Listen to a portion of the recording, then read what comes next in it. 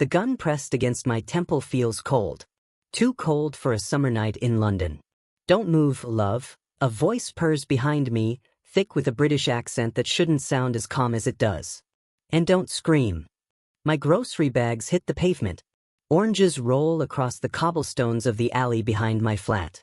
I'd taken this shortcut 100 times before. 100 times, and tonight is the night everything changes. Please, I whisper. My purse is in the... I don't want your purse. The gun lifts away, and I hear it slide into a holster. Turn around. Slowly. I do. And I stop breathing. He's tall, dressed in a black suit that probably costs more than my monthly rent. Dark hair, sharp jawline, and eyes. God, those eyes are the color of whiskey in low light. There's a cut above his eyebrow, fresh and bleeding. You're hurt, I say, because apparently my brain has short-circuited. He blinks. Twice. Like I've said something in a foreign language. What? Your head. You're bleeding. Behind him, I notice the body for the first time. A man in a gray suit, crumpled against the brick wall, very still. Too still. My heart hammers. Did you? He was here to hurt you, the man in front of me says simply. I couldn't let that happen. I don't even know you. No.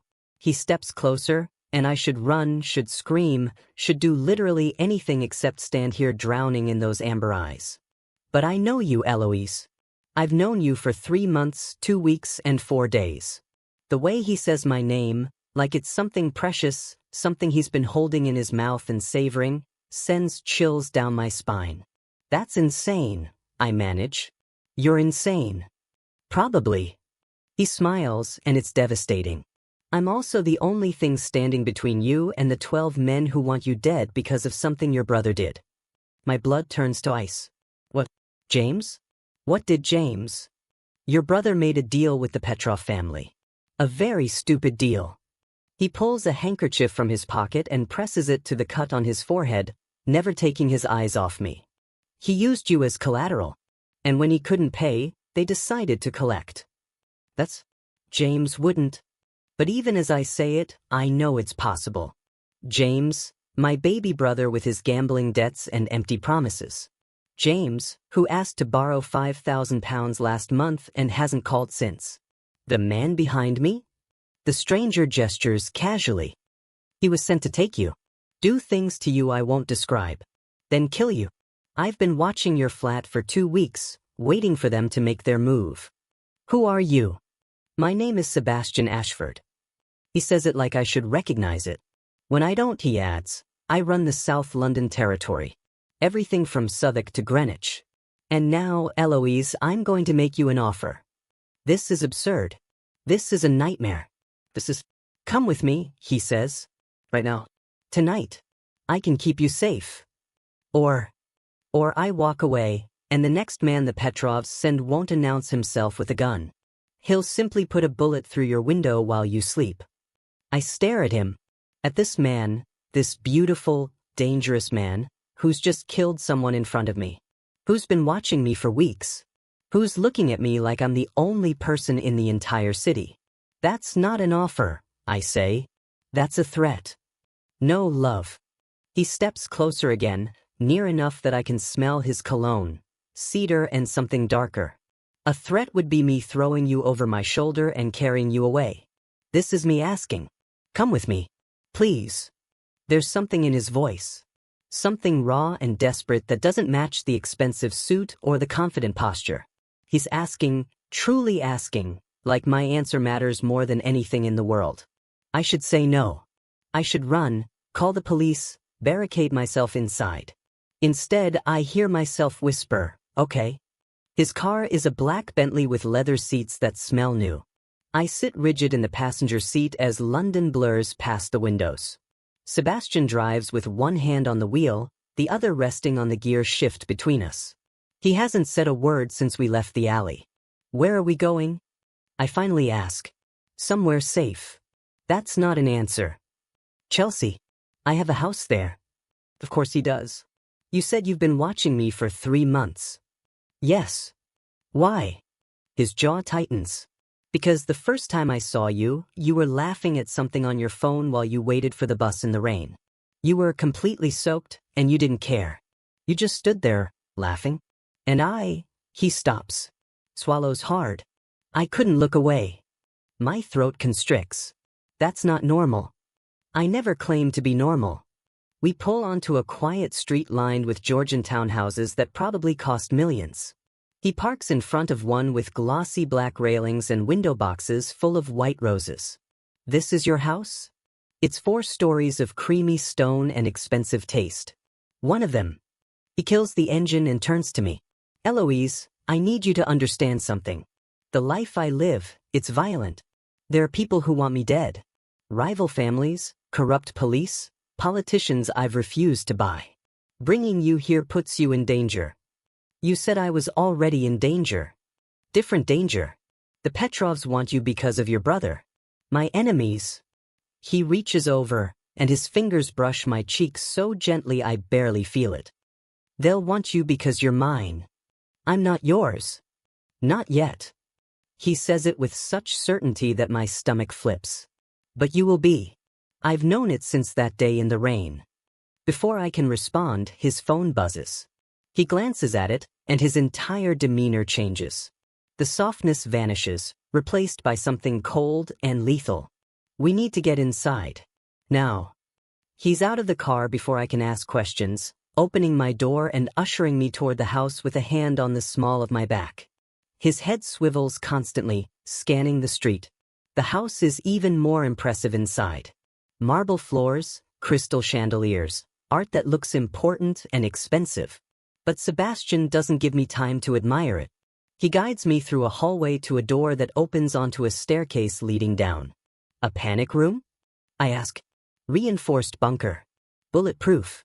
Stocked with 6 months of supplies. He looks at me and there's something like regret in his eyes. I need you to stay down here for a few hours. There's a situation I have to handle. What kind of situation? The kind where people die if I'm not there. Fear spikes through me. Will you be one of them? Not if I can help it. He cups my face with both hands, and the gesture is so tender it makes my heart ache. I promise, Eloise. I will come back to you. You don't even know me. Then let me learn. His thumb traces my bottom lip. Let me spend the rest of my life learning every thought in your head, every dream you've ever had. Let me know you the way I've been desperate to since that day I couldn't look away. He's insane. He's a criminal. He's dangerous. And I'm already half in love with him. Be careful, I whisper. He kisses my forehead, soft and reverent, and then he's gone. I don't know how long I wait in that bunker. Could be 2 hours. Could be 5. There's no windows, no sense of time.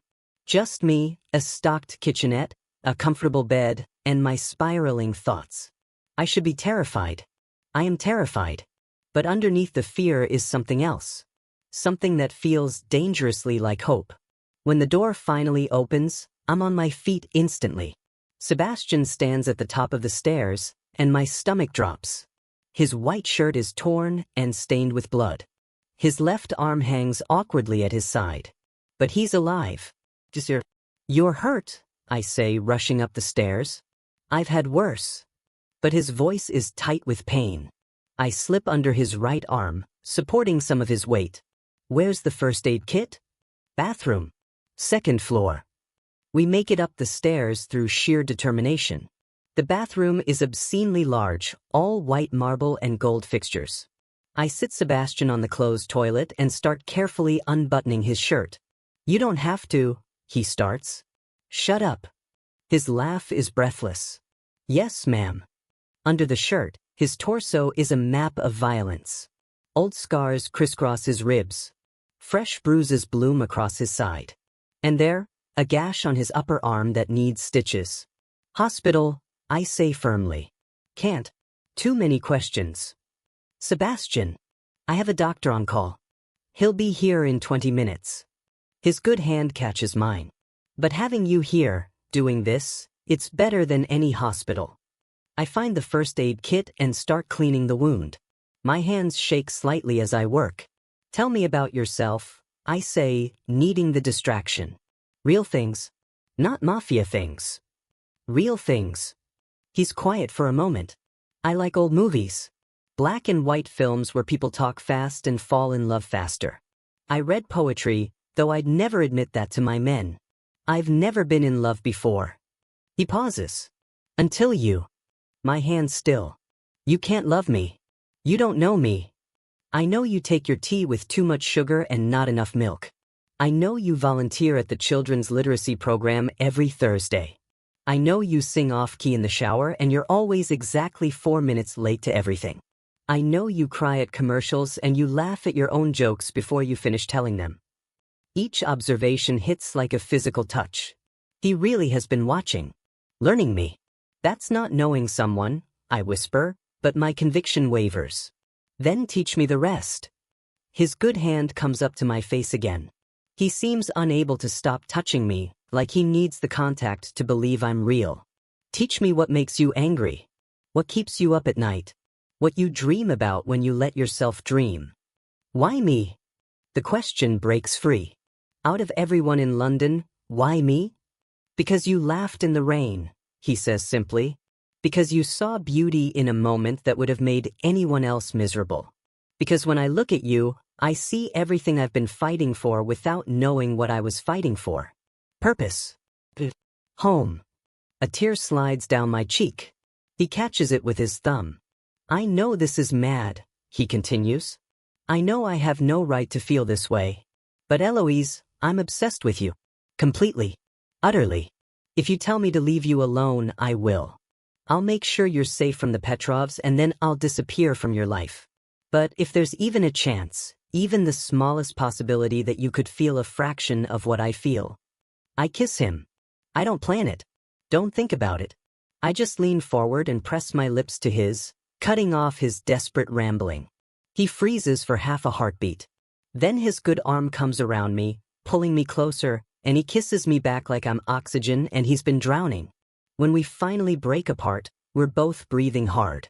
I must be insane too, I murmur against his mouth. Because I should run. I should be calling the police. Instead, all I want is for you to kiss me again. I can do that. His smile is pure joy. I can kiss you every day for the rest of our lives if you'll let me. One day at a time, I say. But I'm smiling too. The doctor arrives and stitches Sebastian's arm while lecturing him about being more careful. I learn that more careful means Sebastian threw himself in front of a knife meant for one of his men. Of course he did. That night, he gives me one of his shirts to sleep in and insists I take the master bedroom while he takes the guest room. Your arm, I protest, will be fine. You need rest. Sebastian. I catch his hand. Say, please. He looks at me like I've just given him the world. We lie in his enormous bed, careful of his injuries, and he tells me stories until I drift off. Stories about growing up in London, about his mother who loved gardening, about how he inherited this life at 19 when his father was killed. I never wanted this, he admits quietly. But it's what I have. And I've tried to be better than the men who came before me. No drugs. No human trafficking. Just the gambling and the protection and the occasional redistribution of wealth. You're a Robin Hood mobster? Something like that. His fingers trace patterns on my arm. I've got you. And somehow, impossibly I do. The next 3 weeks are the strangest of my life. Sebastian doesn't let me out of his sight. When he has meetings, I sit in the corner of his office with a book. When he handles business, I wait in the car with 2 armed guards. It should feel like a prison. Instead, it feels like being cherished. He brings me tea every morning exactly how I like it. He learns that I love tulips and fills the house with them. He watches old movies with me, his hand always finding mine in the darkness. And when danger comes, because it always does, he's there. Like the night the Albanians try to ambush us at a restaurant. Sebastian has me under the table before the first shot fires, his body covering mine, whispering, I've got you, I've got you, I've got you, like a prayer. Or the afternoon a car tries to run us off the road, and Sebastian's driver executes a maneuver that ends with our pursuers wrapped around a lamppost while we speed away unscathed. This is your life, I say afterwards. my hands still shaking. Yes. He won't lie to me. Never lies to me. This is my life. And I understand if it's too much. If you want out, just say the word. But I don't. Because between the violence and the fear, there are moments of perfect peace. His head in my lap while I read aloud. His laugh when I make a terrible joke. The way he looks at me every morning like he still can't believe I'm real. I'm falling in love with you, I tell him one night. We're in his study. He's teaching me to shoot, his arms around me as he guides my stance. At my words, he goes completely still. Say that again. I'm falling in love with you, Sebastian Ashford. Even though you're a criminal and this is crazy and I should probably have my head examined. He turns me around, the gun forgotten. I fell in love with you in the rain, he says. Every day since has just been me falling harder. He kisses me until the world narrows to just us, just this, just the impossible rightness of his hands on my skin. The call comes on a Tuesday. Sebastian's face goes pale as he listens to whoever's on the other end. When he hangs up, his hands are shaking. What? I demand. They have your brother. My blood turns to ice. Who? The Petrovs. They're offering a trade. James for you. Then we make the trade. Absolutely not. His voice is iron. You're not going anywhere near them. Sebastian, he's my brother. And you're my entire world. The words explode out of him. Do you understand that? You are everything to me. Every breath. Every heartbeat. I will not trade you for anyone. So we just let them kill him? We get him back another way. He's already moving, grabbing his phone, making calls. I'll offer them money. Territory. Whatever they want. And if they say no? His jaw sets. Then I go to war. And he does. The next 48 hours are a nightmare. Sebastian barely sleeps, coordinating with his men, calling in favors, planning strategy. I watch him transform into someone else, someone cold and calculating and terrifying. But with me, he's still gentle, still tender. Like I'm a piece of light he's desperate to protect from his dark world.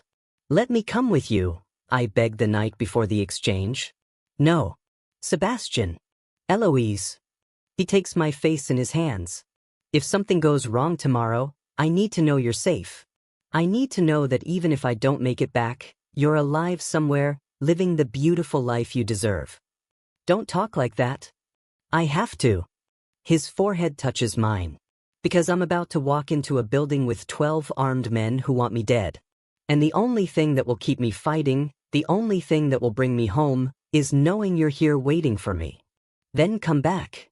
Tears stream down my face. Come back to me, Sebastian. Please. Always, he promises. I will always come back to you. He kisses me like it might be the last time. Deep and desperate and full of everything we haven't had time to say. When he leaves at dawn, I watch from the window until his car disappears. The waiting is agony. I pace the house for hours. Sebastian's second in command, a terrifyingly competent woman named Claire, stays with me. She doesn't offer empty reassurances. Just sits calmly cleaning her gun and occasionally checking her phone. When it finally buzzes, I nearly jump out of my skin. Claire reads the message and smiles. They got him. James. Both of them. Sebastian and your brother. They're on their way back now. The relief is so intense I have to sit down. Is Sebastian hurt? Claire hesitates. He took a bullet. But he's walking and talking and demanding to see you, so I'd say he's fine. 30 minutes later, 2 cars pull up to the house. I'm out the door before they've fully stopped, running down the steps in bare feet. Sebastian climbs out of the first car, his shirt dark with blood, one hand pressed to his side. But he's smiling. That devastating, brilliant smile that makes my heart stop. Told you I'd come back, he says. I crash into him, careful of his injury, and he wraps his arms around me like he'll never let go. You're an idiot, I sob into his chest. A beautiful, heroic idiot. You're idiot. He tilts my face up. If you'll have me. Forever, I promise. For however long forever is for people like us. Then we'd better make it count. He kisses me there in the driveway, in front of his men and my brother and God and everyone. Kisses me like I'm his salvation, his redemption, his reason for everything. When we finally break apart, James is watching us with wide eyes. So, my brother says weakly, "You two know each other?" Sebastian laughs, the sound bright and free. "You could say that." 6 months later, I'm standing in Sebastian's garden, our garden now, watching him argue with the landscaper about rose varieties. He's wearing a casual sweater and jeans, looking nothing like the dangerous man who runs half of London's underworld. "The Eden roses," he insists. "She likes the pink ones." My heart swells. "I do like the pink ones." Claire appears at my elbow. "You know he's gone completely soft since you moved in. Is that a problem?" "The opposite. He's sharper, more focused, takes fewer stupid risks." She smirks. "Turns out having something to live for makes you better at staying alive." Sebastian finishes his conversation and walks toward me, and the look on his face, pure adoration, still takes my breath away. "What are you thinking about?" he asks, pulling me close. "How I fell in love with a stranger in an alley. I prefer to think of it as love at first sight. Just took you a bit longer to catch up." Arrogant. Accurate. He kisses my temple. "And utterly devoted to you. Even with all the danger? The guns and the territory wars and the... Especially with all of that." His arms tighten around me. "You're what I'm fighting for, Eloise. Every day. Every decision. It's all for you. Is it safe? Is it sane? Definitely not. But standing here in his arms, surrounded by pink roses and possibility, I wouldn't change a single thing. I love you, I tell him. And I, he murmurs against my hair, am completely, hopelessly, eternally obsessed with you. In the distance, a car backfires, and Sebastian automatically shifts to put himself between me and the sound. Even now, even in this peaceful moment, always protecting, always putting himself on the line. And somehow, that's exactly what love looks like for us. Dangerous, devoted, and absolutely worth it.